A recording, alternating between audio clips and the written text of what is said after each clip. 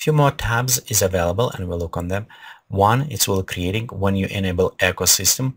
You notice right here we have a general tab is changing because right now we can add as a rocks, plants, or object to our text to our ecosystem population. So let's go select one.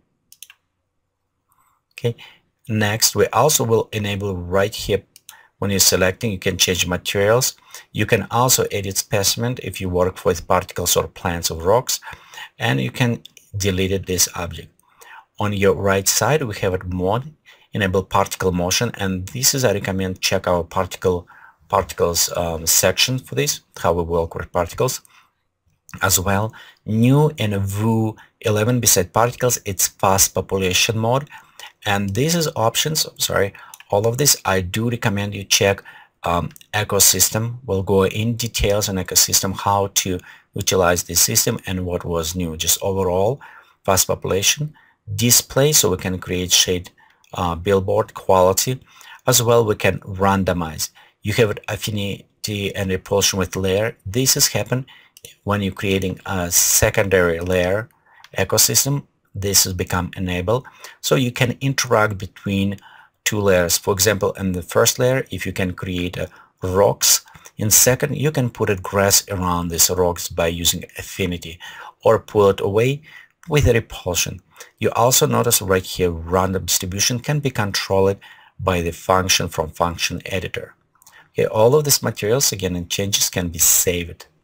You can also modify and edit alpha based on function editor for your ecosystem. There are also next tab what I want showing, and it does not display right here, but if we're going in ecosystem, okay, you'll notice we also have presence and animations. Presence will allow you to control distribution of this layer based on altitude, range. You can also set fastness on the ends, okay, by the slope constraint, also the fastness on the slope constraints, as well as orientation based on degrees. So you have it full control. The range of altitudes can be by the object, material, absolute or relatively to the sea level. So next also we have it is animation. The animation tab is specifically going with the ecosystem. On this case, when you populate it with ecosystem with pre-animated object or other ones, you can specify variable time offset. So for example, if you check our particles effects when we're creating flying butterflies, we don't want them flap wings all at the same time. So we're using variable time offset of animations on pre-animated objects, so they will be look a little bit more unique and randomized as well. And as long as you work with ecosystem, you notice also right here we have an option for dynamic populations. This has allowed us to populate the object dynamically when system rendered. That work very well if you have a large scale of terrain. On this case, dynamic population will look on where is the camera point and recreated the population like plants or other things just only in the area that is rendering currently.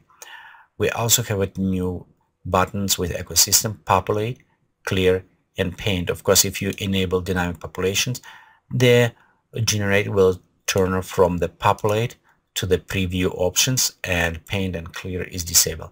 Again, this is options and everything. We're going in more details when we look on a new ecosystem that was reworked and actually added quite a bit additional 360 population fast ecosystem in new dv11.